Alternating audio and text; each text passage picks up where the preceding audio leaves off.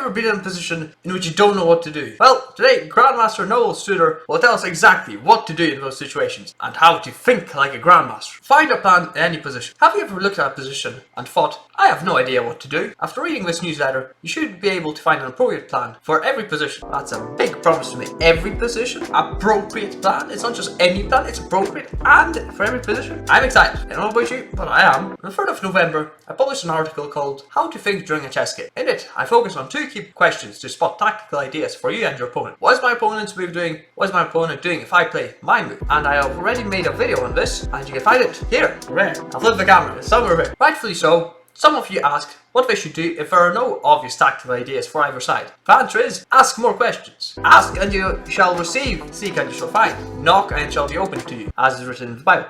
Asking high quality questions throughout the game will help you look for the right thing, as chess positions can be so different. I don't have a clear step 1, 2 or 3 method yet. Below I will explain some of the questions that helped me find good plans, and then share a resource you can use to get even better at finding plans. Let's go! Hey, exactly, let's go. Question 1. Who is winning if we trade queens? I learned this question from my coach, who was also a former second of Kasparov, Josef Dorman. It is a simple question to understand which side should play for initiative and which for simplification. Oh, that's interesting. Yeah, because if you have a better position, you simplify. Usually it's when you have more material you simplify, but that makes more sense. Whilst if you know that you'll be badly positioned in the endgame, you should try to keep the pieces on the board until you can trade down to a good one. Here are some common examples when you benefit from trading queens. You're up material. Hey, exactly. That's obvious. Your king is weaker than the opponent's king. Yes, you're removing a threat. You have a long-term positional advantage. That's the endgame idea. And your opponent sucks at endgames. Hey, exactly.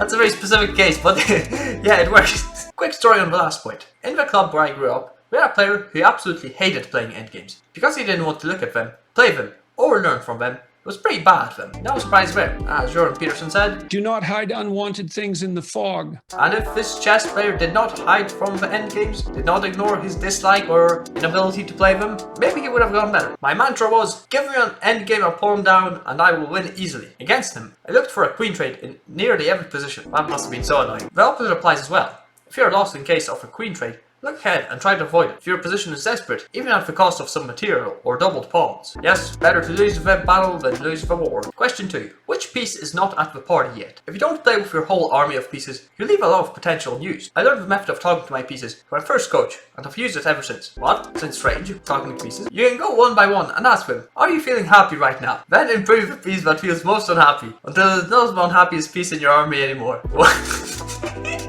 You go to your pieces and Jasmine, are you happy? And we're like, mate, I'm a wooden chess piece. No, that's not the question. Are you happy? And I was like, I guess. Okay, next piece, Bishop, you in the corner there. You're kind of stuck behind a pawn. Are you happy? And it's like, of course not. You solve your issue. Look a bit crazy, but you solve your issues. In other words, whenever you don't know what to do, improve your worst placed piece. Question 3. What plan is my opponent looking forward to? We are humans, and some plans excite us more than others. It doesn't need to be that they are good. They're just very persuasive. Yes, the wrong kind of woman. It's like, oh, well, maybe it's not the right idea. But, maybe.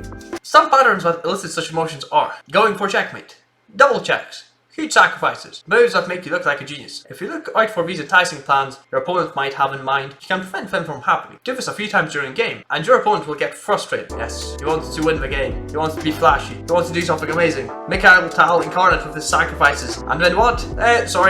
Pawn moves 1 square forward, prophylactic move, no check, anything just to annoy him. It's even more powerful if you recognize such a plan and find a hidden hole in it. Offer your opponent the chance of a cute looking sacrifice that doesn't work, and you'll bag the point most of the time. Be generous and help your opponent look like a genius. When they realize what you've planned, it will be too late to change their fate. And that is how you can find a plan in any position.